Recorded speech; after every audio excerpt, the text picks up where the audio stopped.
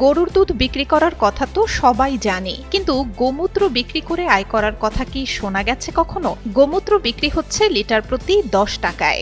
সামনে যার দাম বেড়ে হবে 20 টাকা। এবার ভারতের সরকারিভাবে নেওয়া হলো এমনই এক অভিনব উদ্যোগ।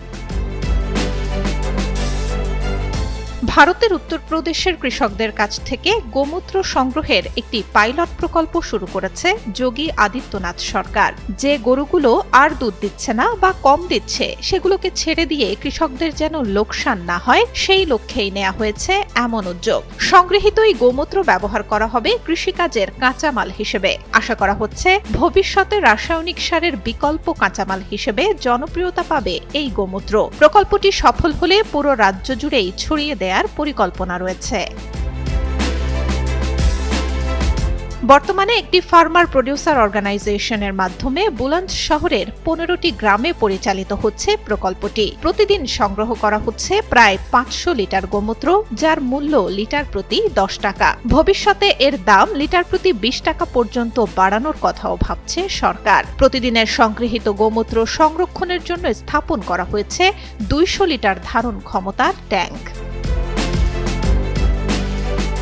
এই প্রজেক্টের পেছনে মূল চালিকা শক্তি গ্রামীণ নারীরা। প্রতিদিন গোমূত্র সংগ্রহের কাজ করেন প্রায় 300 জন নারী। প্রতি লিটার সংগ্রহের বিনিময়ে পান 2 টাকা কমিশন। ফলে এটি এখন তাদের জন্য একটি অতিরিক্ত আয়ের উৎস।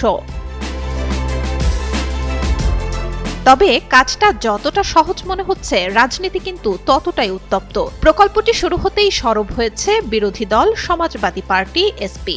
রাজ্য সরকারের তীব্র সমালোচনা করেছে দলটি। এমন উদ্যোগকে কেলেঙ্কারি বলে দাবি করেছেন দলটির মুখপাত্র মোহাম্মদ আজম খান। তার অভিযোগ, আসন্ন নির্বাচনের জন্য তহবিল সংগ্রহ করতেই এই চক্রান্ত করেছে বিজেপি। অন্যদিকে পাল্টা জবাব দিতে ছাড়েনি ক্ষমতাসীন বিজেপি। দলটির মুখপাত্র হিরো বাজপেয়ী জানান, বিরোধী দল সব ভালো কাজের মধ্যেই খুঁত খোঁজে। সমাজবাদী পার্টি যেই সম্প্রদায়ের অধিকার নিয়ে রাজনীতি করার দাবি করে, এই প্রকল্পের মাধ্যমে তারাই লাভবান হবেন।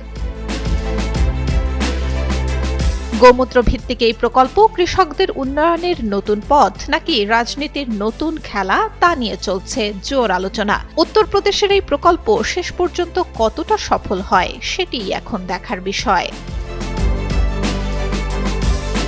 সুলতানা সুরমা, যুগান্তর নিউজ।